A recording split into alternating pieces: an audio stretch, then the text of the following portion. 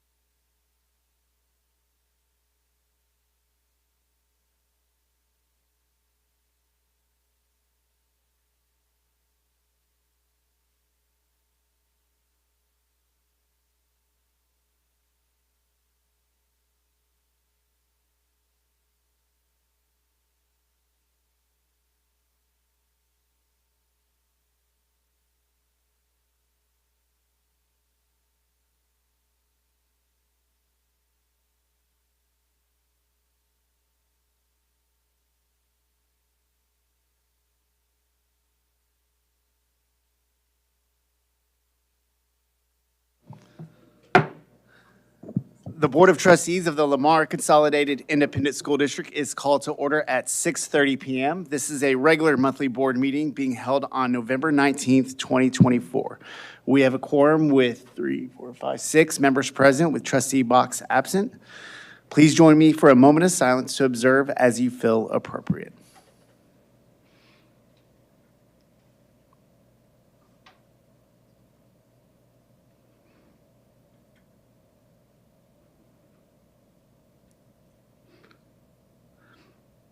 Thank you. For this next portion, I would like to hand it over to Vice President Hotzel. Please stand and join me for the Pledge of Allegiance and the pledge to the Texas flag led by sixth grader Piper Hotzel from Polly Ryan Middle School. I pledge allegiance to the flag of the United States of America and to the republic for which it stands, one nation, under God, indivisible, with liberty and justice for all. Honor the Texas flag. I pledge allegiance to thee, Texas, one state under God, one and indivisible.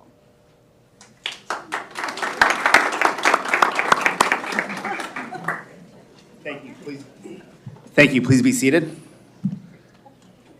Dr. Evans, are there any recognitions or awards? Yes, sir, Mr. President. We do have a few. I'll have Ms. Cole-Hamilton come to the microphone. All right, good evening, Board President, trustees, Dr. Nivens, the Lamar CISD community, and those who have joined us in person or virtually tonight. We've had an exciting fall semester across both academics and athletics, and tonight we have groups with us celebrating state and national achievements. So this evening, we have an advanced academic recognition honoring this year's National Merit semifinalists. This fall, the National Merit Scholarship Program recognized hundreds of students from our district high schools for national academic achievements, and dozens received commended status. We're especially proud to announce that 3 of our National Merit semifinalists, 2 of which who are joining us tonight to be recognized with the board, have done outstanding work. From Foster High School, Michael Huckman.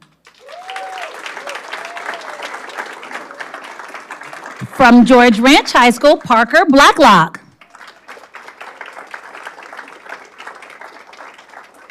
And unable to join us tonight, but from Lamar Consolidated High School, Chase Chang. Our 3 outstanding students will compete in the spring for National Merit Scholar finalists, and we are excited to have them with us this evening.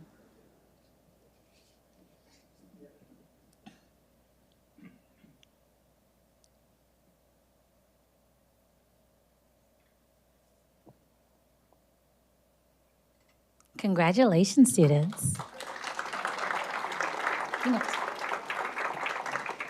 Next up this evening, we are celebrating the remarkable achievements of the Foster boys and girls water polo teams, whose dedication and skill have established them as 2 of the most successful and recognized programs in our state. Since the UIL water polo system's inception in 2022, both teams have consistently demonstrated excellence, advancing to the state level each year. Let's first acknowledge the Foster boys water polo team. With a stellar record of 25 wins and only 7 losses this season, they fought hard in the semifinals, facing the eventual champions in a hard-fought match and earning the title of state medalist. A special mention goes to Ethan Molina, a sophomore who earned a spot on the UIL Water Polo Championship All-Tournament team, showcasing his talent on the big stage. During the past 2 seasons, the boys team have amassed an impressive overall record of 50 wins and 14 losses, and their accolades include MVP Andrew Colzer, Newcomer of the Year Rylan Jeffries, and Coach of the Year Nicholas Colzer. Let's recognize our team this evening. Team members include Logan Akayan, grade 11, Dominic Brogna, senior, Hudson Cope, sophomore, Rylan Jeffries, freshman, Thomas Carnasis, sophomore, Andrew Colzer, sophomore, Tucker LeBeau, sophomore, Gabriel Lucero, junior, Tanner McKay, senior, Ethan Molina, sophomore, Caden Shoresman, senior, Dylan Sorbell, sophomore, and Tyler White, sophomore. In addition, first team all-district selections include sophomore Andrew Colzer, freshman Rylan Jeffries, Logan Akayan, and junior Gabe Lucero. Notably, the team also celebrated 10 academic all-district selections, underscoring their commitment to both athletics and academics. At this time, trustees, members of the boys water polo team will present you with your official medal. Turn around, yep, with the official medal.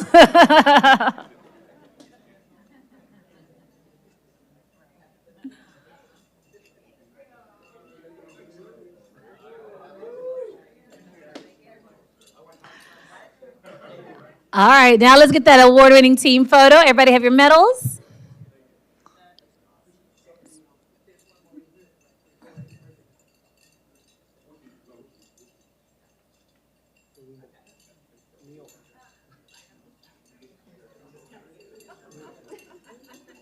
You can. I think, boys, if you could kneel a little bit, that'd be good.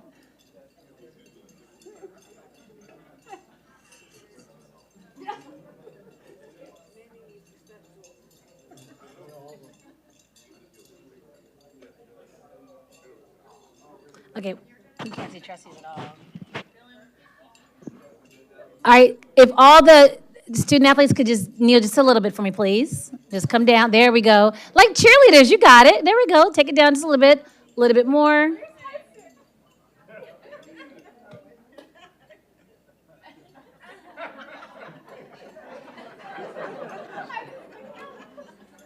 Thank you, gentlemen.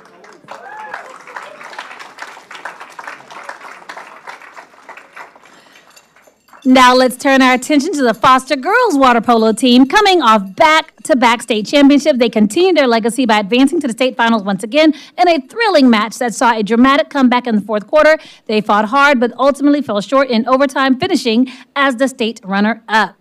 Their all-district recognitions, before we do it, let's bring the ladies out. Team members include Jasmine Brown, Jr., Mina Demofales, Senior, Connie Garcia, Senior, Alyssa Holtman, freshman, Cassidy Jack, sophomore, Kinley Niles, senior, Addison Olson, junior, Paige Olson, freshman, Isabella Phelps, freshman, Isabella Salazar, junior, Emma Woods, senior, and Zuri Garcia, freshman.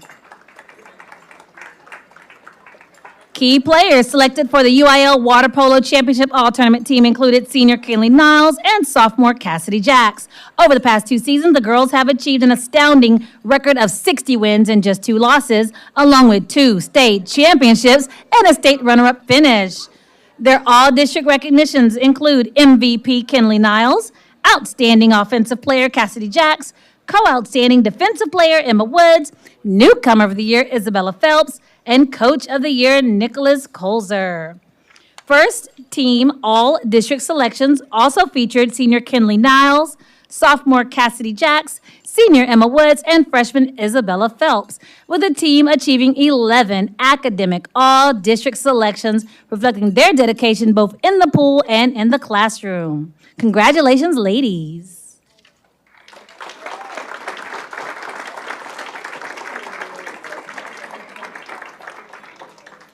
We applaud the Foster Boys and Girls Water Polo team for their incredible performances, commitment, and sportsmanship. They embody the spirit of excellence and teamwork, and we value in athletic programs. Thank you for celebrating their achievements as we look forward to even greater success in the future. That is all of our recognitions this evening. Thank you, trustees.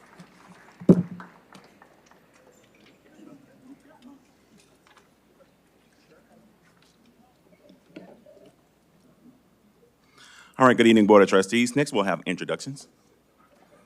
And also parents, all of the parents that were here tonight, especially from Foster High School, both water polo boys and girls, thank you all so much for being here tonight. Give yourselves a round of applause.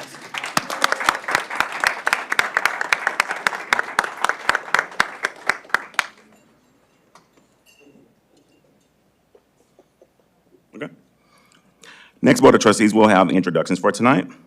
First, tonight, I am proud to introduce the new Director of Performing and Visual Arts, Mrs. Amber Kingsley.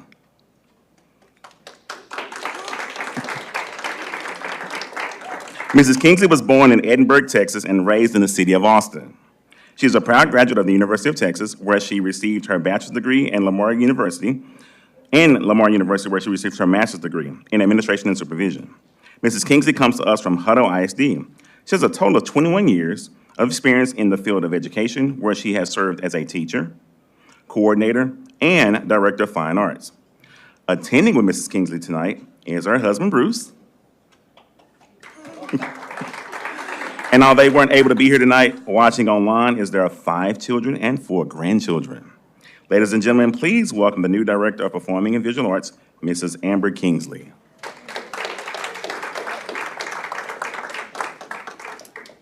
And next, we'll have an introduction of our LCIC police officers by Chief Garcia.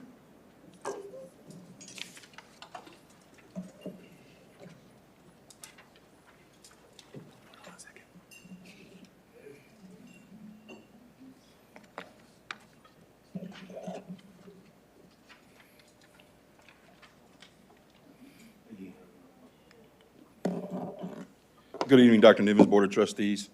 I have the pleasure tonight to introduce you to our new Lamar CISD police officer, Officer Dylan Holt. Officer Holt graduated from the Gus George Law Enforcement Academy in 2022 and joined the Fort Bend County Sheriff's Office as a patrol deputy before making his change to come to Lamar CISD. He grew up in Illinois. He started his law enforcement career there in the Army, United States Army Corps of Engineers as a park ranger.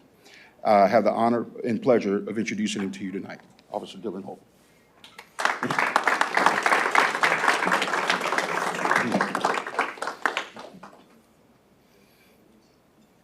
He apologizes for not being in his dress uniform as he just got off duty.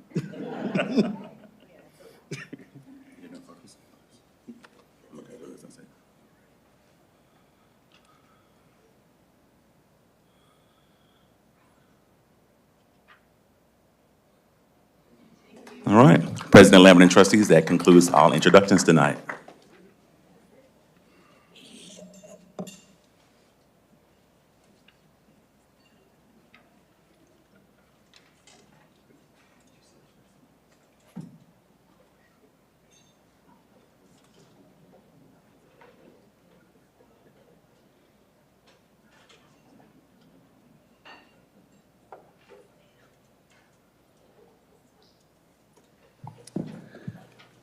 We will now have the board member reports and shout outs. Trustees, please keep your comments to 1 to 2 minutes. Okay, and I guess they all left. But my shout out is really to the Foster High School girls water polo team and their coaches. Recently, I was at another meeting where I met up with another board trustee from Brazos Port, and that he congratulated me and our girls and our coaches of how gracious they were after the tournament, that he said you can really tell how well they're coached and how appreciative they were to their, even though they lost and came in second. But he mentioned they had beaten them twice during the regular season. So this was, I'm sure, and it was a very close match, but he just felt like he had to say something to me because you don't always see teams being gracious to the winning team. It's easy to be gracious when you win, but it's harder to be gracious when you lose. And he's a dear friend at another school district, but I told him they'll be back next year, so look out. But, right? Right. And just we've been going to a lot of different things the last few weeks, but I was able to attend the Foster High School Senior Serve Saturday night, and I just want to thank everyone for the invitation. And so many seniors and their families worked hard to make it a very successful event, and I saw a lot of kiddos that I knew when they were little, so that was fun. Thank you. Since we were last together, I got a fancy tour of the new Tomas High School, Banks Junior High, Bilstein Middle School, and an elementary school that sits there beside it. And I want to thank our own Kevin McKeever in the bond office and 3 other folks that he brought along, Jason Tolbert from Rice and Gardner, Justin Jordan, and Kevin Keevers from Dramala Construction. So they had, we had a little escort and 2 buggies that we cruised around and went inside all the different buildings. And it had just rained not too long ago, so it was very muddy. But it's cool to go in these buildings when they're under construction. And I don't have a construction background by any means. And to see what it looks like now and to take some pictures, and then to go back in it in a year from now or so, whenever it opens. And it's quite an interesting process to see it in the different times of the construction phase. So I thank them for taking the time out of their afternoon to escort me around.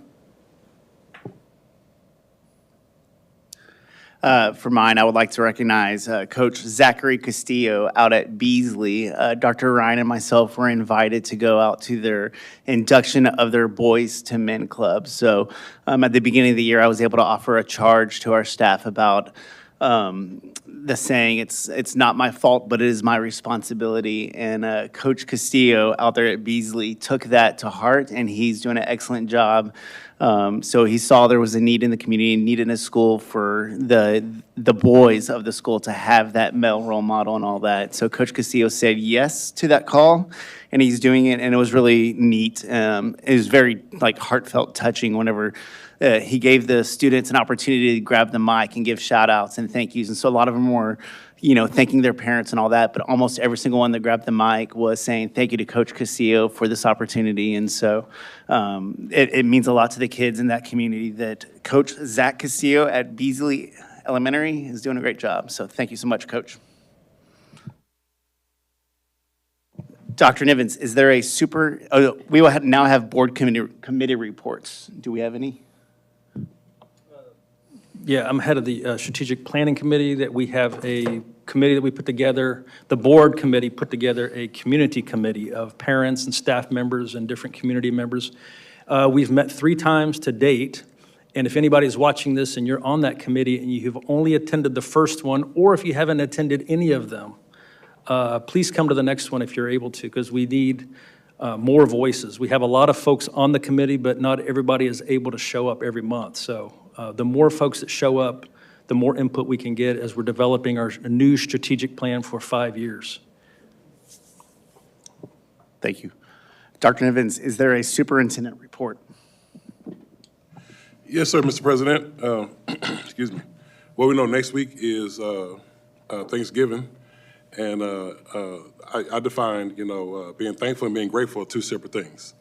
And so in my opinion, being thankful is being thankful for a certain event, something happens, but being grateful is more profound, right? It's more deep. And so I just advise us, I would implore us and challenge us to be grateful and use Thanksgiving to be grateful about your circumstances, about the blessings that you have, because we have a lot. And there are other folks going through a lot worse than what we're going through right now. And so I just want us to be mindful of that and always be grateful for what we have. And so I just want to remind us to do that and take next week to be with your family and your friends and take some time to relax, especially to all the staff out there that's helping kids every single day. Take some time to yourselves and rejuvenate. Mrs. Johnson, are there any public comments? All right, wonderful. All right, may I have a motion to approve the current consent agenda? Oh, so I apologize. At this time, we will take action on the consent agenda. Are there any items that the board would like to pull? I would like to pull B, please. All right, Trustee Danziger would like to pull 9B. All right. May I now have a motion to approve the current consent agenda with the exception of items 9B? All right, Secretary Welch makes the motion. Do I have a second? Vice President Hutzel makes the second. Is there any discussion? All right, I will now call for the vote. All in favor of approving the current consent agenda, say aye. Aye. None opposed? The motion carries. Now, may I have a motion to approve consent item B, 9B? Okay. Secretary Welch makes the motion. Do I have a second? Vice President Hotzel makes a second. Any discussion? Now you can, yes. Okay. The reason I decided to pull this, and I don't usually do this, but I've been attending different meetings and workshops and had one last week at Region 4 about Team of 8. And one of the concerns that about 30 different school boards that were attending is transparency of the board to the parents and constituents. And I know last year at this, in May, we passed the update to the library materials, and then we also passed at that time a new, because we hadn't had it before, the parent rights and responsibilities. And tonight, excuse me, item B brought forth some revisions and some additions. And I feel like we should at least look at those, and I have a couple of questions about them if you'll bear with me through this. And again, just to remind people, when the policy committee creates policy for local, that's part of a board member's job. It's not administration coming and saying, this is what we want. It's us coming to the administration. And then they are responsible for making sure the policies are followed through by their administration and their administrators. So if we could turn to page 17, in the board book, it talks about gender fluidity and gifts and donations. And including books that, it just says, no materials in elementary, middle school, and junior high shall contain material adopted supporting and promoting gender fluidity. Material in any high school collection that adopts, supports, or promotes gender fluidity requires parental opt-in for student success. Have we had issues with that? Are we finding, I didn't know if Mr. Jaster is here tonight for library, but have we, no, he's not. I just wondered if this is just something, because this is new, this has not been in there before. And, you know, I don't really know what that looks like. I guess I'm really having a trouble wrapping my head around what a book with gender fluidity would look like. So that, I guess, is part of my question and concern. I know what I think it is, but I don't know what others think. And is this making it difficult on our librarians and teachers?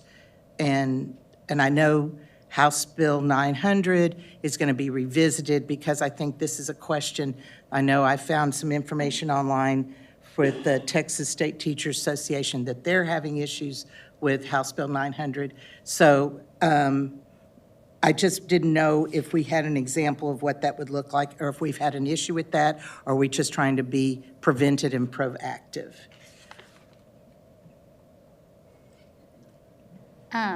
Well, Trustee Box is not here, so I don't want to speak for her, but as the chair of the committee, I think the goal was basically just to strengthen the local policy and align it more with HB 900, which I believe this would fall under.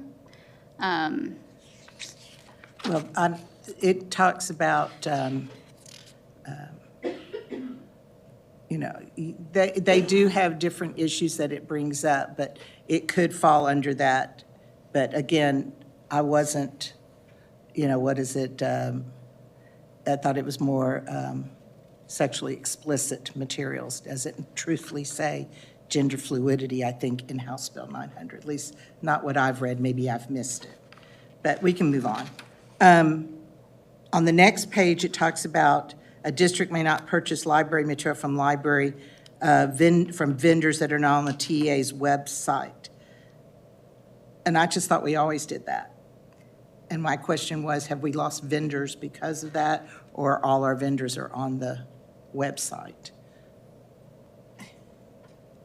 We don't have the answer for that about if we lost vendors or not, but we can get that back to the trustees. Okay, I just, because I didn't know how many vendors are not complying to this policy had to be removed. Again, I just didn't know if we were, in some ways, trying to reiterate what we already know, that we usually cannot purchase books unless they're from vendors that are approved. But that's what my impression always was. From my understanding, I think that what that does is House Bill 900 states that books must receive the ratings. And there are some vendors that are not applying those ratings or not putting ratings on books. Well, because they're in court right now. Right, right. So with that saying, well, I think this policy is just of a protection of saying, okay, if they're not doing what the letter of the law says right now, then that will be. Okay. I just didn't want that we're creating a problem that doesn't exist if it's already being done. But, okay. I think, yeah, I think some of the policy is, you know, protective and preventative, just to say, okay, if something does come back, say, you know, we are following the letter of the law, which is not allowing that. I understand. I just didn't know, truthfully, if we had vendors that were having to pull out of our district, or if librarians were having trouble finding vendors, but I assumed that that would be something we would be hearing about from the librarians if they were not being able to purchase the books that they needed to purchase. Going on to parents' rights and responsibilities, and I know we've had a little update in here that number 6, instead of saying fluidity, it's now saying gender fluidity. Content is excluded from the classroom and instructional materials. I have a hard time believing that there's anything out there that is getting into our schools, since the only thing our teachers can really teach is the scope and sequence that comes from the, from TEA, from their TEKS. So again, I assume that this is, I was just asking, have we found materials like that we've had to remove with gender fluidity in any of our materials? So, and then it said something, the district will not diagnose, treat gender dysphoria, and respect the right of the parent to determine what is best for the welfare of their child, which I believe no district staff has ever diagnosed. I remember as a teacher, couldn't even say, I think your child needs medication. I think as teachers, we are very limited of what we can say to parents, no matter what the condition is. And I think that's already covered in other areas of our policies. And so again, I just assumed this was just making sure that gender fluidity was part of that narrative. And again, I had a real problem with the, on page 28, because it says definition, and then you crossed out definition, and it's just gender fluidity of what our district is saying what matches gender fluidity. So, and it's more leading towards the transgender or people that are not wanting to be associated with the biological gender of their birth. But I'm hoping that that's not including other parts of the LGBTQ community. Because, and that's, I guess, what I'm having a problem with, because as a first grade teacher, we teach family. And I don't want to ever tell a teacher they can't use a book that shows non-traditional families, because we all know they're out there. We know there's families with mothers, we know there's families with fathers, with grandmothers, with maybe 2 fathers, 2 mothers, but they're all families. So I didn't know if any of what we're putting in here is falling into that umbrella. I would say no. Okay. Again, because our policy already had something in it that said we wouldn't talk about this type of thing in grades K through 6 or K through 5, I believe. It came up that maybe we needed to define what exactly does fall under that. So when, let's say, a child in elementary school does choose to transition, that, you know, that's fine, that's the parent's choice, but that based on this definition, no one is going to go in and tell the entire class or speak to the entire class on it. It's just going to be between the parent and the child and the administration. Well, see, I kind of missed that in this definition. I agree with what you're saying. Right. Because we talked about last year when I was on the Yes. policy. Yes. But I kind of didn't see that.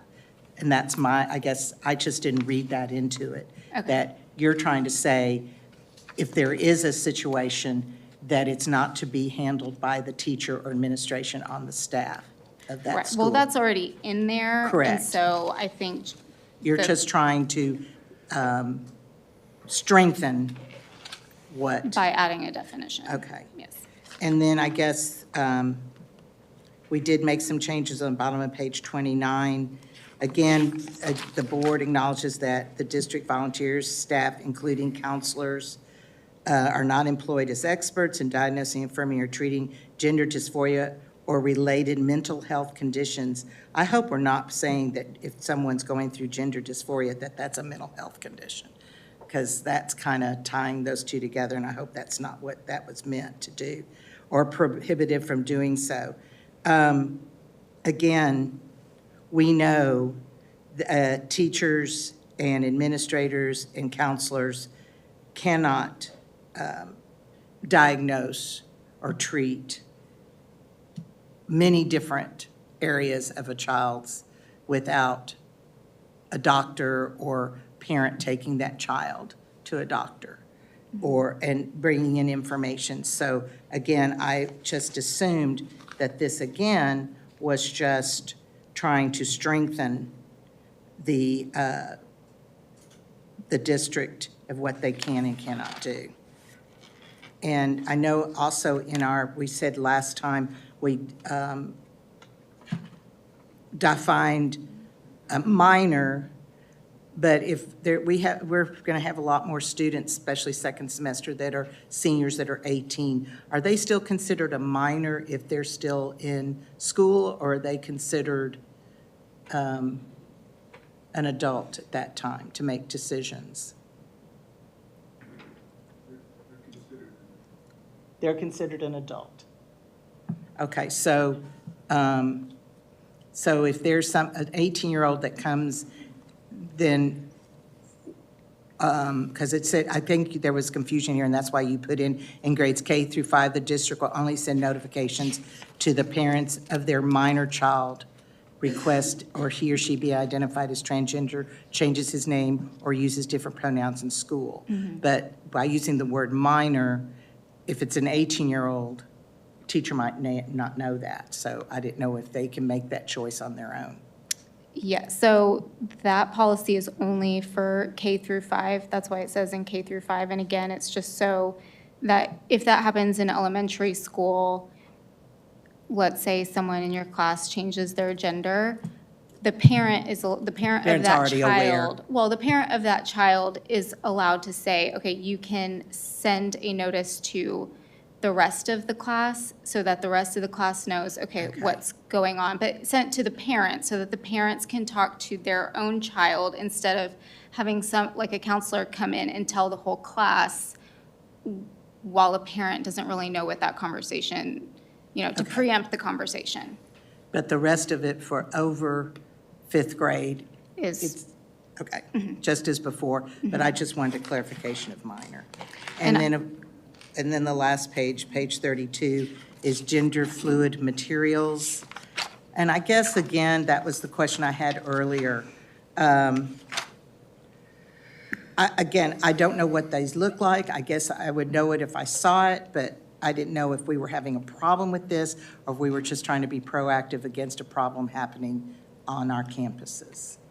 I don't know that we are having a problem with it, but I know that the material is out there. And no, teachers are teaching, what they're taught, but there's always supplemental materials. There's always like the pulling up of a YouTube video or something. And so it is just to be proactive and preemptive.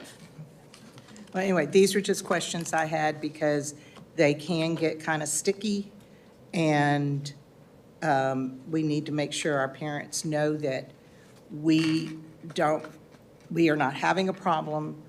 We are just being proactive to make sure a problem doesn't exist. And I won't speak for Suzanne, because Suzanne and Jackie and I are on the policy committee, so I was in on a lot of these discussions. There's so much from our culture and politics that comes to the public school system. And this is one of those issues. And I will speak for myself alone, 100% John Welch. I believe gender dysphoria is a mental health problem. It is a problem. It is not something that is good for society. It's not good for the individual. It's my opinion. I don't believe that our school system should be in a position of helping a kid transition. I think that child, that student, needs professional help. And the fact that the culture encourages that, I think that is a problem. So a lot of these a lot of the things that are in the policy are trying to be proactive to say, this is not necessarily a problem in Lamar right now, but it's out there in our society and our culture, and it's probably coming to Lamar at some point, so let's be proactive and let's put some parameters around these things so that students can learn about this at home if they want. Secondary students can learn about this in school with parent notification. This is something definitely we don't want our elementary students being taught from the school system. That's not the place of the school system. That was the impetus behind a lot of this. Well, I'm just going to conclude, and then I'm done. You know, I thought our mission is to teach all students, no matter what walks in the door. Exactly, and we should be teaching And all of our support those students history and make them all academics feel and- safe and secure at school. Yes, absolutely. 100%. I agree with you, Kay. We should. But we should not cater to every little whim and nuance that every student or any new group of students comes along and has, that all of a sudden the school system has to adjust to that, when it's going to be total chaos for society and total chaos for, I mean, just think about the pronoun thing and what that does to the teaching of the English language. I mean, how ridiculous is it? And that's the kind of stuff that is throwing a wrench into society. And we do teach every student, and we do welcome everybody through the doors. We don't discriminate. But we don't cater to every little whim and every little new thing that comes along that a particular group wants recognition for. But I do think it's important to acknowledge that whether you agree or disagree with what it is, we acknowledge that it is happening, and we do have students who transition. So that is why we created the policy in the first place, to make sure that there is a protocol for them, that they have help, that we have bathrooms for them to keep everybody safe. A large part of this also stemmed from the fact that because we passed the policy, then Dr. Nivens had to create the regulations. And he met with, I think, a bunch of counselors, correct? And they went over and they created, how are they going to do this? And so we just wanted to make sure that the policy and the regulations were in alignment, and that policy meeting ensured that everyone was on the same page and everybody, like our counselors, felt comfortable with how they were going to be able to help these children too. And I know we have a few, but again, I guess in my opinion, and again, it's my opinion, we're working a long time on things of a problem that I'm not sure exists as severely and as, I guess I'm also coming as a former teacher.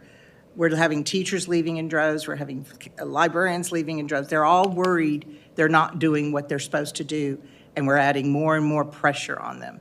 And I have a real problem with that. So we just need to make sure we're on the same page, that we hear our teachers and we understand, because I have a problem with, okay, how will a principal know if a teacher did put something up in her classroom that should not be up there? Do we know what, you know what I'm saying? A lot of this is subjective, and I know that. There's no black, it's gray, it's not black and white. So we're just gonna have to be trusting that the people that are out there are doing the right thing for the kids and taking care of them, and not wishing to harm any child in the process of transitioning to these new policies. I think a lot of times when we create policies and when we talk policies, the way I see it, excuse me, I see it as guardrails on 59 right now.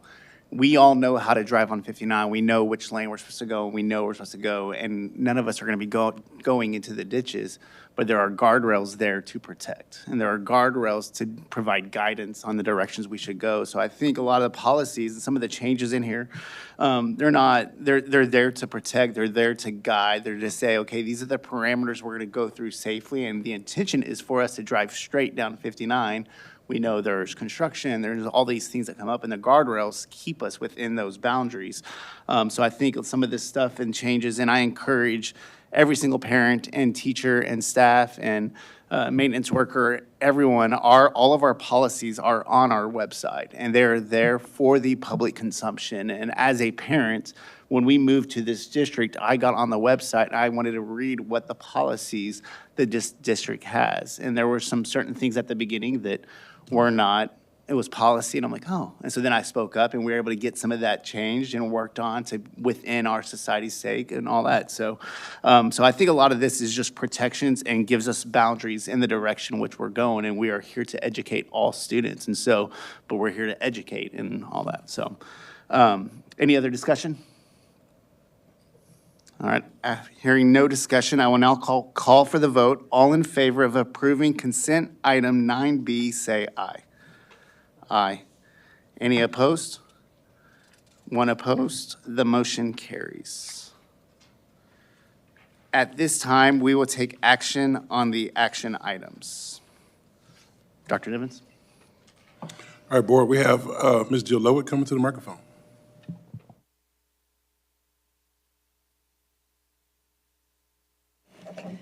Good evening, Board of Trustees and Dr. Nivens. This evening, I will cover material on the resolution and election ballot for the Fort Bend Central Appraisal District election. First of all, the Board of Directors is comprised of 9 directors. 3 are elected by the public, 5 appointed by the taxing entities that participate in the appraisal district, which would be Lamar CISD, and then the county tax assessor collector. The local appraisal district's required to facilitate an election for the 5 members. In October, the board did submit 5 candidates to be represented on the ballot, and all 5 are there. Texas Property Tax Code 6.03 requires that the 5 directors be appointed by the taxing units, and the deadline for that is December 15th, 2024. Lamar CISD can cast all votes for 1 candidate or distribute the votes among all of the candidates, which would be the 5. And then each eligible voting entity is allowed a certain number of votes per position. There are a total of 5,000 votes. Voting entitlements are based on the voting entity's percentage share of the total tax levy within the county. Lamar CISD's percentage share is 12%. And so there's 5,000 total votes times the 12% gives Lamar CISD 600 votes. And as I said, 5,000 total votes will be cast by all entities. This is what the ballot looks like. You'll see the 5 candidates there in the middle. And then again, Lamar CISD trustees can cast all votes for 1 candidate or distribute them among the 5. Traditionally, Lamar has distributed the votes evenly. The resolution and election ballot will be submitted to the appraisal district before the 15th.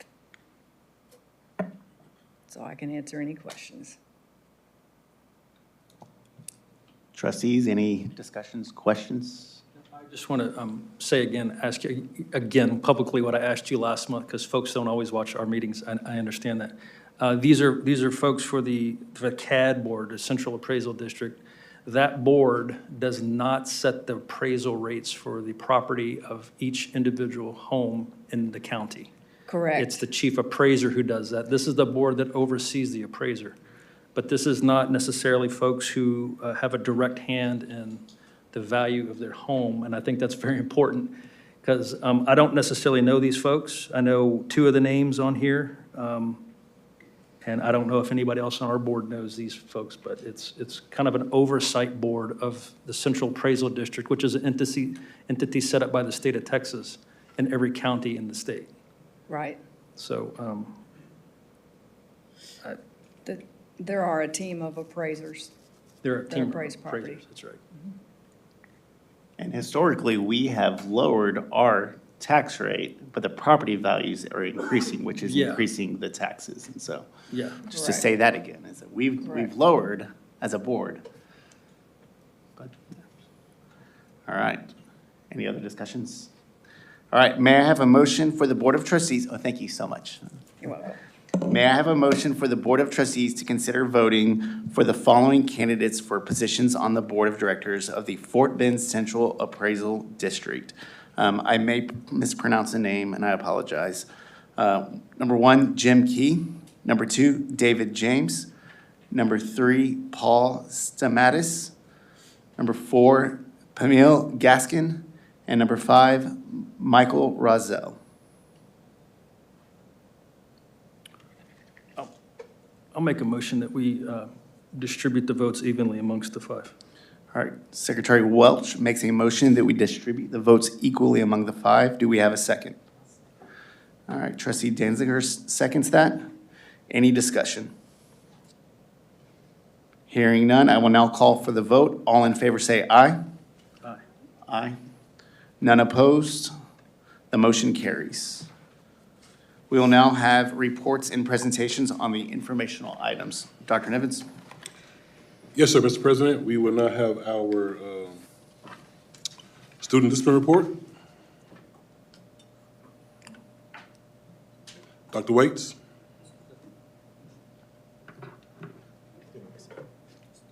Information item? I'm sorry. Discipline update. Good evening, President Lambert, Dr. Nivens, Board of Trustees. Today, I'll be sharing the latest data on student discipline within our district. This data will provide you with a snapshot of our current discipline information, and I'll begin with the information within our student code of conduct and our student management system, which is Skyward. As seen previously, this is just a graph of all the student data. As of November the 8th, we've had 29,966 referrals. Some of the highest areas are the MLD, which is misuse of electronic devices at 4,685. FAI, failure of follow rules at 2,575. NON, noncompliance at 2,382. And PHC, which is physical confrontations, at 765.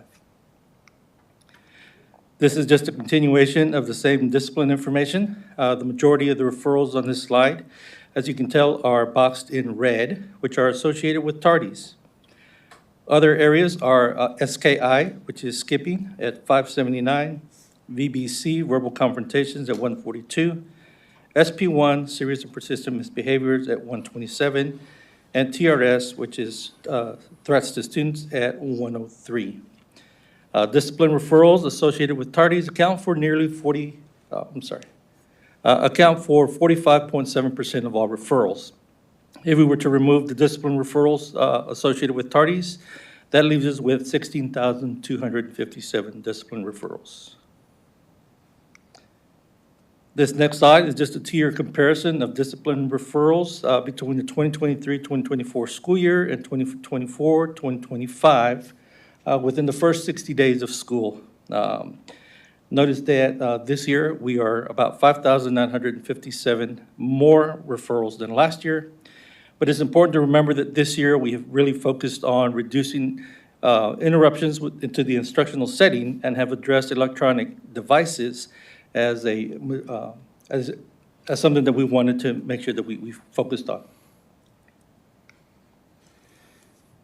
This slide here represents the total number of disciplinary incidents in which ISS and OSS have been assigned as disciplinary consequences. As of November 8th, there have been 4,100 disciplinary incidences that have resulted in either ISS or OSS being assigned as a consequence. ISS has been assigned 3,014 times and OSS 1,086. As of November 8th, we have had 505 DAP recommendations. The DAP recommendations are distributed by 6 weeks. This year, they're represented in the color red. And for comparative numbers, I have included the number of recommendations for the first 3 weeks for the 2023-2024 school year, and those are represented in blue.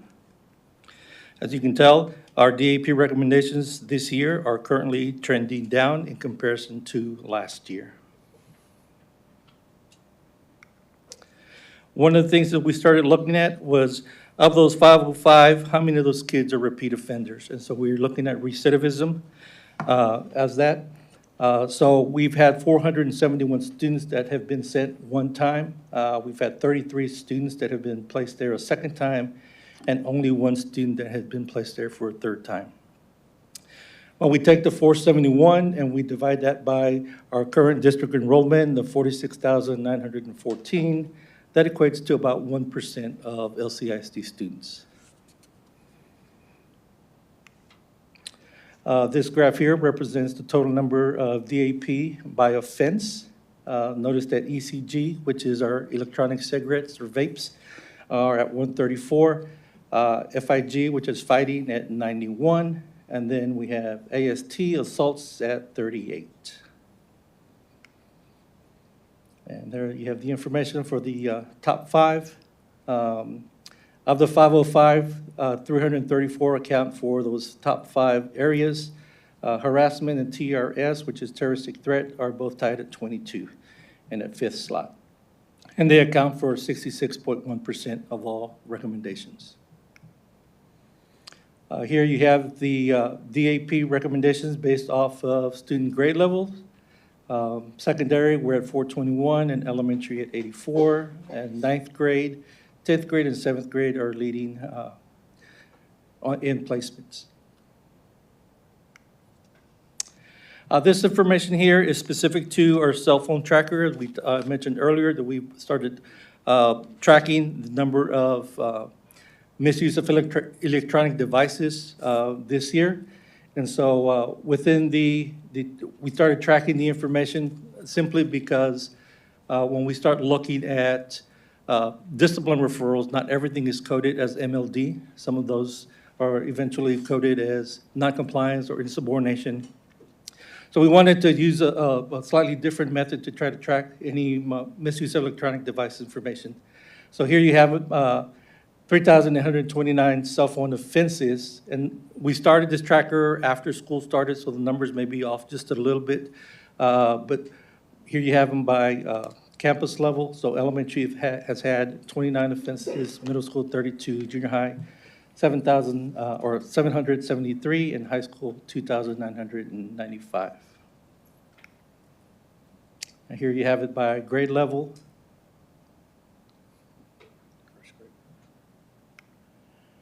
And then here again, we want to make sure that we're tracking the number of repeat offenders. So of those, 3,104 have violated the policy one time, 567 a second time, 119 a third time, 24 fourth. We've had 10 students violated the 5th time, and 5 6 or more. This information is the number of police notifications that we've had up to the beginning of November, and they are displayed for you by color track, and we've had 397 police notifications so far. And these are the reasons for the notifications: assaults at 112, threats at 94, disorderly conduct 33, and theft at 28. Those are the ones leading.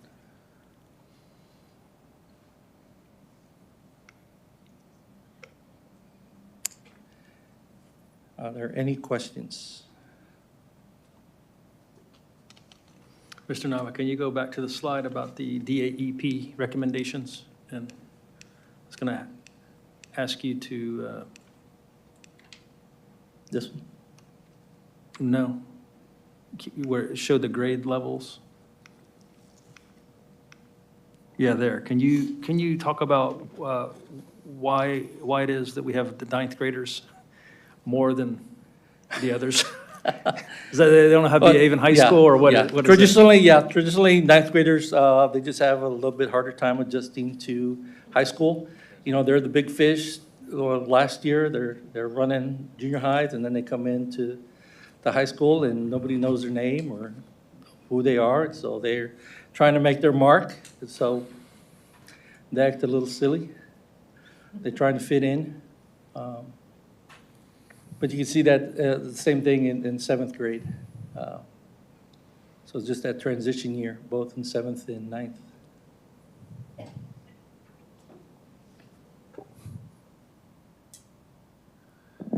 A lot of things we talk about in the boardroom around these tables is for the community's sake and our teachers, and so to inform. And so we don't talk about the disciplinary reports just because we enjoy busting kids' chops or getting people in trouble. We talk about it because every single bar graph and every single item and all of the 397 police notifications takes away from the learning environment. It is a distraction. Our teachers and our staff and our counselors and our admin are there to educate, and they are there to guide, and they're there to do these things. And each time they have to tell a student to put away a cell phone, it takes away from valuable classroom time. And so for the community's sake and for our teachers listening and for the parents that are listening, and I wish there were more parents tuning into this, we need our parents to take ownership and responsibility of their children's behaviors so that we can bring down these numbers and these bar graphs and lower that. And so, and I know there are situations and circumstances that are in our kids' lives that lead to some of these bar graphs getting higher. That's not their fault. But if we can bring some of that down, and we need our parents to say that, to understand that we are talking about this because these are problems that are taking away from valuable instructional time. So that's why we, when Mr. Nava gets up here and speaks about this, we don't like to air laundry that we're talking about kids misbehaving and all that. It's kind of to acknowledge that there are some situations that can be fixed, that our police shouldn't have to deal with because some of these problems can be fixed at the house and all that. So any other discussions? Yes. Can you go back to the slide with the cell phones and just back with the first time and second time offenders? So at the beginning, or at the end of summer, we were all talking about the cell phone policy and whether or not it was strong enough. And basically, we agreed we're just going to enforce it much more this year and create a cell phone committee to kind of track how we're doing. So obviously, it is, I think we have over 4,000 infractions, but obviously it is being enforced. Obviously, kids are learning the first time because the second offense drops down. Dramatically. Yes, dramatically. So that's a good, I say that's a good thing. So hopefully we can just keep with our current policy because it seems like they're learning. But again, I think as a board, we ask that they really strengthen the discipline that from their handbook and to actually enforce. Yes. So we're going to see bigger numbers Right. at the beginning of the year until the kids know we're for real. Right. And the Yes. teachers are for real and the administrators are for real. So I'm hoping what we're going to see as these kids move to the next grade or maybe the next school, from middle school to junior high to high school, those numbers again will go down until they test the system and see it's not going to work at that new school. So Right. thank you for enforcing it. Trustees, anything else for Mr. Nava? Oops, sorry.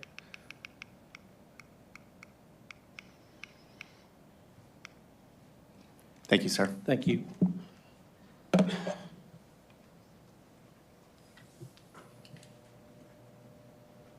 Dr. Nivens? All right, next board, we have Ms. Lovett coming to the microphone.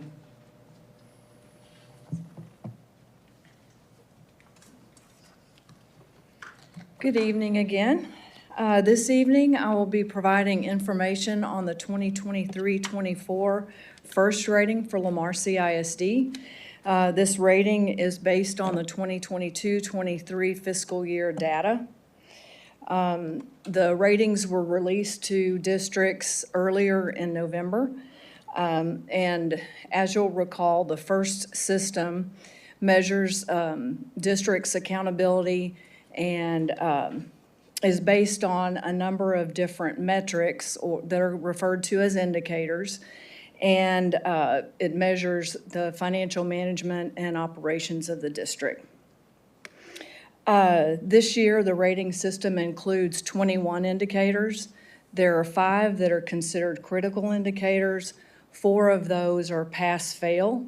One of them is pass-fail and also has a ceiling parameter, and then the others have numeric scores. Excuse me. As in the past, the system is scored or ranked on an A through F system. The B rating is an 80 to 89, and you'll see that our score, or Lamar CISD score this year, is an 89. That is due to a ceiling parameter. We did score 92 out of 100 points, so our score is 92, but we're capped at the 89. We have had an A or superior, being a 90 or above score for all the years since 2001. So this ceiling parameter has really troubled us this year. Indicator number 5 is the indicator that caused us a little difficulty. This one has not been evaluated since 2017-18, and that was based on the 2016-17 fiscal year data. So it's been over 6 years since this has been measured. This indicator speaks to net position. Net position is similar to fund balance in the general fund, except it includes all funds. And then there's some accounting entries. So that's what net position is. There are 2 conditions that they measure, that the TEA measures under this indicator. And then there's also the ceiling parameter that I mentioned. If you fail the first condition, the highest score you can get on no matter how many points you score, the highest official score you can get, or the ceiling score, is a 79. And on the second condition, if you pass that one, then you can get as high as an 89, but that's as high as you can go. So, talking about the conditions, the first test is whether net position is greater than 0. If you have a negative net position, which the district has, for a number of years due to our fast growth, if you do not pass that one, the highest score you can get is a 79. But we did pass condition 2. Why is our net position less than 0? It's mainly because our liabilities, mainly our bonded debt, exceeds our assets. It is a penalty for being in hypergrowth mode. We should be able to mitigate this in future years as we add buildings, as we build buildings, purchase land. This would be similar to if you took out a home loan. Before you build your house, you're in a negative equity position. So that's basically where we stand. Like I say, as we build buildings and purchase land, that will help us. However, we will be issuing more debt along the way. There are some new federal guidelines that are effective in '24 that should help us. But short of the TEA making some adjustments possibly to this rating, that's what it's going to take. Condition 2, as I said, we did pass. This one has to do with, and this is the one we've always passed in the past before we had a ceiling parameter.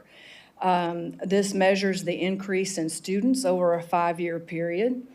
If a district has growth of 7% or more, or at least 1,000 or more students over those 5 years, then you pass the indicator.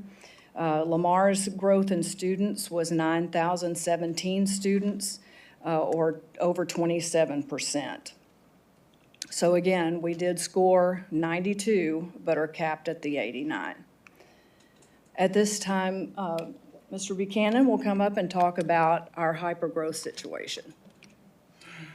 Good evening, Board of Trustees and Dr. Nivens. Ms. Ludwig was speaking about earlier is we have the money borrowed to build the buildings, and we're in the process of building them. In the fall of '23, we opened up 2 campuses. This last fall, we opened up 3, but we also opened up an equivalent of a high school with the high school additions at the 4 campuses. Moving forward in '25, we will open up 6 buildings. We'll open up 5 campuses and a transportation center. In '26, we'll open up 3 campuses and an administration building. And then in '27, '28, and '29, those are predicted based on our growth and our demographics that we have looking forward. In the '27 year, it is high school 8, middle school 8, junior high 8, but then we've added some additional campuses based on those demographic growth. So as you can see, we're going to continue to add buildings as we move forward.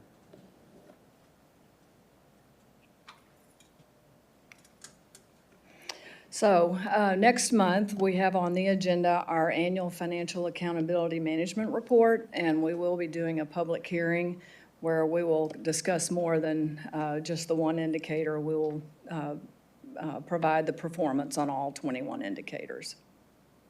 So with that, I can answer any questions you might have. So I want to summarize and tell you what I think I heard, and then you Okay. confirm this or not. Okay? This is the first time since 2001 we have not scored an A We have scored A's every year every year, except since for the this is inception, except for this year, yeah. based on the law or the rule established in 2017 that needs to be updated. We have borrowed more money than we have assets for, and because of that, we are at a 89 in our score instead of a 90 or above. Based on the way net position is calculated, yes. They have not ranked or scored indicator 5 for 6 years. Back then, there was no ceiling, so we passed the second condition, so we passed the indicator. So therefore, fast growth in students caused us to pass the indicator. It recognized that we would have debt because we're building schools and borrowing money. But now with the ceiling, that's kind of taken that safety net away. So we had a 92, but because we didn't pass indicator 1 of 5, it brought us down to an 89. Yes. So we're being penalized for being a hyper-growth district. Yep. It's tough. And what you said at the beginning, this is based off of the 22-23 school year, and then we found out about this change, or that they were now judging us spring of '24. Yes, And is this something that the commissioner can change? yes. Not- It's not- the TEA can make adjustments from year to year, and they do make adjustments from year to year. Maybe you said it and I missed it. What was the reason that they haven't scored indicator 5 for 6 years? We don't know. Okay. There are various ones that they don't score from year to year, and they add, they subtract, they change, various things over the years. Okay. When Dr. Nivens told me about this and we had a conversation about it, I immediately wanted to write a statement and say, how this is affecting us, because this is nothing to do with our accounting or stewardship of the funds that are trusted to us. So I'm going to go ahead and read this and go slow to make sure that it's all said. As a board, we value transparency with our community and believe it is important to clarify complex topics or information. Unless you are in the education system, then it's typically difficult to understand how school finance works. We understand that financial terminologies and metrics can be confusing, and it's important for us that you have a clear picture of our financial health and the reasons behind our ratings. This helps foster trust and ensure that our community is well-informed about how we manage the resources entrusted to us. Tonight, I want to discuss our district's recent first rating. Our rating has experienced a slight dip this year due to the reintroduction of Indicator 5, which assesses a district's net position. This measurement has not been evaluated in the past 6 years. How this indicator is measured is challenging for hypergrowth districts like ours. The reason is our hypergrowth and the issuance of bonds. For example, it's like if I have taken out a home loan, in fact, multiple home loans, but I haven't built any of the houses or properties yet. so I don't have the equity from the houses. If I keep taking on additional debt with nothing physical or tangible to justify, then my credit score will be negatively impacted by it. That is why we're in this situation that we're in. Because as a hyper-growth district, we have a lot of bond debt, but we have not built all of the buildings yet. I want to emphasize that while this temporarily impacts our rating, it does not reflect the quality of management by our finance team. This team has maintained a legacy of stellar ratings, consistently earning A grades for financial integrity, and their diligent efforts continue to uphold the highest standards of financial stewardship. As we build our buildings, we anticipate a positive adjustment in our net position. Just like if I were to build the houses for the home loans that I took out, the equity will be reflected. However, given our expected growth over the next decade, bond issuances will continue, and if the measurement criteria remain the same, we will face ongoing challenges with this indicator. This is why Dr. Nivens is actively advocating for LCIC and is in discussions with Commissioner Morath himself to revise the first rating system to fairly account for the dynamics of the hypergrowth districts like Lamar CISD. We are grateful for our finance department's hard work and dedication and for all who contribute to our fiscal management. Their commitment ensures we can keep up with our district's growth while maintaining fiscal responsibility. So to land this plane, bring it home, as a hyper-growth district, we have to build more schools to create safe learning environments. And to build those schools, we can only do so by calling for additional bonds. This bond debt is seen as a negative impact to our rating due to the reintroduction of Indicator 5. This is another example of the goalpost moving by TEA in the state, and it produced an unintended negative consequence for school systems across Texas. To reiterate, due to our circumstances, the maximum score we could receive is an 89. This is not caused by a change in our accounting or our stewardship of the finances trusted to us. Commissioner Morath is aware of our situation and will continue to work with Dr. Nivens on this. Thank you for your understanding and support as we work through these complexities together. And I kind of wanted just to say that publicly on YouTube because we know that's going to live forever. And so when people get on there and they see that there is a change in the score, and it's on paper, it's like, oh, they went from an A down to a 89, they're not going to listen or read or figure out why. And so that will forever live on YouTube, that y'all are doing a fantastic job. And there are goalposts that are moving and that will continue to move. And we're being judged again on something from 22-23 school year, and we're finding out spring 24 that now is a factor in our judging. So thank you so much, Ms. Ludwig, for all that you've done for our finances. Thank you. Anyone else? Just going to remind the public, if anybody is watching and they're tuning in for the first time or they're new to all of this, our district is publicly audited by an outside firm every year. And if you are interested in that report, you can email anybody on the board or the superintendent, and we can get you a copy of that. We want total transparency here with our money and our finances, and because it's all public money that we're dealing with. Oh, it is on the website. I was just reminded by Superintendent Nivens. It's already on the website but if you need help finding it, we can help you find that as well.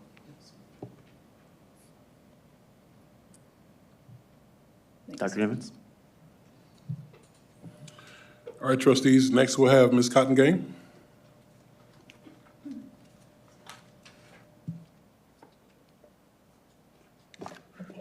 Good evening, Board. Dr. Nivens. So tonight I want to come and give you some information about the half-days we have built in the calendar. So in the spring of 2023, I conducted a listening tour. I met with teachers from every track and asked 3 questions. What is working well? What do we need to change? And what's a wish? Through all the meetings, there were 3 strong, consistent themes: time, consistent discipline, and smaller class sizes. As you saw in the discipline report, we're working to improve discipline and to closely follow the student code of conduct. Class sizes are determined by the budget and by hypergrowth. So then the question was, how could we give teachers more time with the constraints of a 187-day teacher contract and a requirement of 75,600 minutes for students? The solution to this was a monthly half-day for planning, built into the instructional calendar. Being a district of innovation allows us to start the school year earlier to allow for more days off during the year. The purpose of the half-days is to provide teachers with more time to work collaboratively with their team, to work through the planning process to create lessons aligned with the state standards. These are not intended as free time. Planning half-days are at the end of each month so that teachers can plan out their units for the next month. 3 to 4 hours is an appropriate amount of time for a planning session as opposed to a whole day. Teachers can stay engaged and do quality work for 3 to 4 hours. Staying engaged for 7 to 8 hours would be hard and quality planning time would be lost. Our current calendar has 7 half-days for planning and 3 half-days as work days. Work days are days with no agenda for teachers to do so that teachers can do administrative things or tasks in their room that need to be done. If parents need a place for their child on these days, there's after-school care at a fee at most elementary schools. They just need to let them know ahead of time so that the providers can plan for the extra students. If there's confusion about these days, we'll be happy to send out clarifying information. We will also closely monitor the agendas for staff on these days, as well as the students' schedules. I'd be happy to answer any questions or discussion.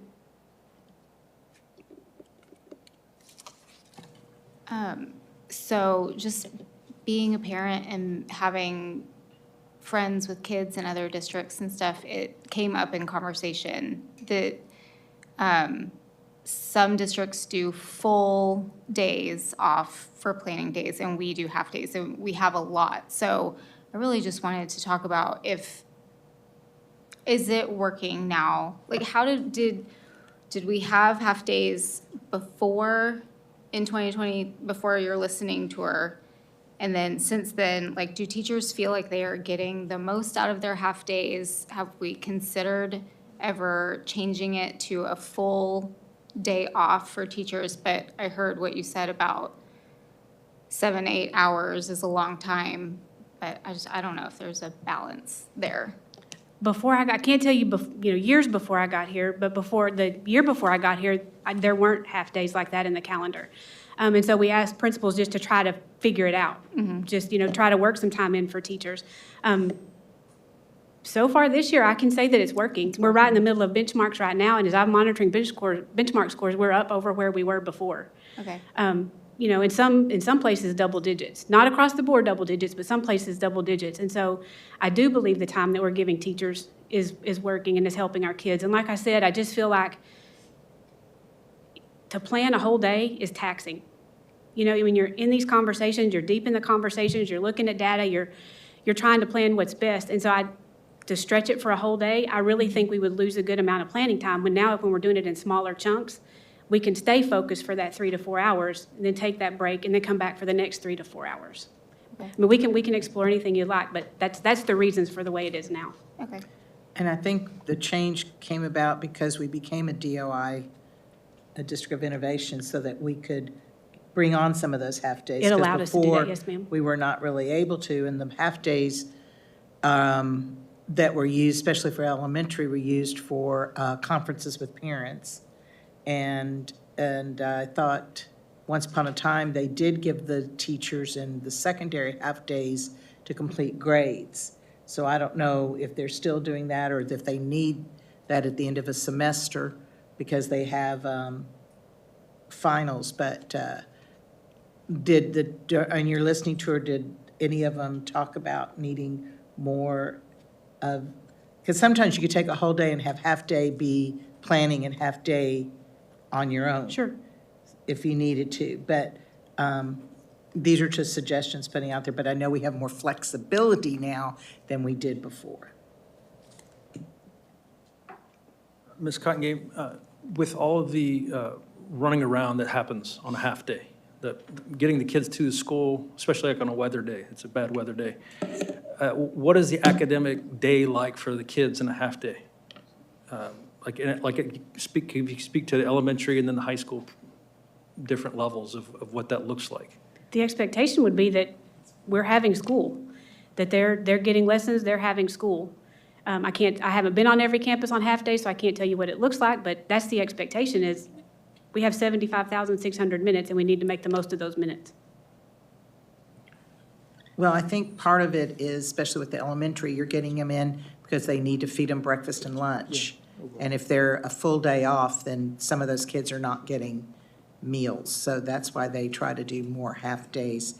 But they are feeding them and they're doing smaller portions of their classes, from what I remember. But I don't know what the secondary, if they just have a different bell schedule, I believe. Yeah, they adjust their bell schedule to meet it. So on the half-day for the staff, so they're not supposed to be pulled into meetings? Is that what I'm hearing? Right. It's The supposed to be teachers- PLC time where they meet with their either their content or their grade level to plan lessons. It's not for professional development or to be pulled for meetings or things like that. How about the other staff, the instructional coaches, the paras? What happens to those folks on these days? It depends. They can be in planning with the teachers, if that's the kind of paraprofessional. So if it's a pre-K para, they can definitely be in with the teachers for planning. Or those days are days that we do pull paras sometimes to go get extra professional development because that doesn't take away from the instructional time. Instructional coaches should be in the PLCs with the teachers. And they can't sit in one PLC all day, but they should be, going between them just to see what the need is and how they can support. You mentioned, so with that, there are two different half-days that we provide. There are some that are for those PLCs, and we also have 3 days, I believe you said, that are Yes, sir. for teachers to get in their classrooms, to do their grading, their data, and all that. There should be correct? no agenda that day. There should be no professional development. It should be a day for teachers to go in their room and work. Okay. Or, And this- whatever they need to do that day as And far as for work. our teachers listening, this conversation came up just because we want to figure out, yes, with the start of the innovation days, we're creating space for that to come up. And this really just started as additional conversation of like, how do we create more time in the day for our teachers to do that kind of stuff? So they're not taking it home, sitting at the dinner table, grading papers while their kids are eating dinner next to them and all that. So, Do we have any, I'm just thinking, like this Friday, our kids have off and our teachers don't. But if this Friday were a half-day, I would think a lot of parents might just not send their kids to school. Do we have any data on attendance on half-days? We can pull that. I don't have it on, but yeah, we can. Yeah. We can pull it. Okay. And get it to you. I would just be curious. I mean, looking at Fort Bend ISD's and Katy ISD's calendars, they do it a little bit differently, and I don't know if it's just worth it. Oh, yeah. No. I don't want to add any time. They actually have 171 instructional days, and we have more than that. But someone said they add 5 minutes to their school day to Some people do that. get that done. Yeah. I just want to make sure we're giving teachers as much quality time as we can. I understand. and we have a survey that's open right now for parents and everyone to submit. 47,000 plus students in our district, and we have about 3,000 entries into that survey. So if we can have everyone listening, open that email. I got one about it that I need to take mine tonight. But we need to, that's why we do the survey, so we can hear from our parents and our teachers and our staff about what works best for them as a family and our community, and we listen and we read those surveys answers. So 3,000 responses. And where can folks find that email? If they don't find it in their inbox, how can they get that? Dr. Nivens, can they contact the principal or administration? Or? They can just send an email to info@lcsd.org, but I would encourage them to check their spam inbox first.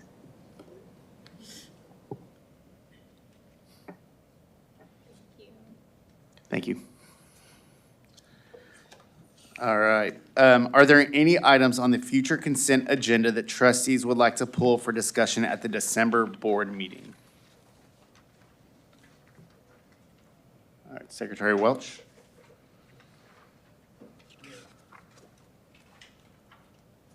Yeah, maybe a presentation, brief or long, however y'all think it needs to be, on F, discussion of member district partnership shared service agreement for.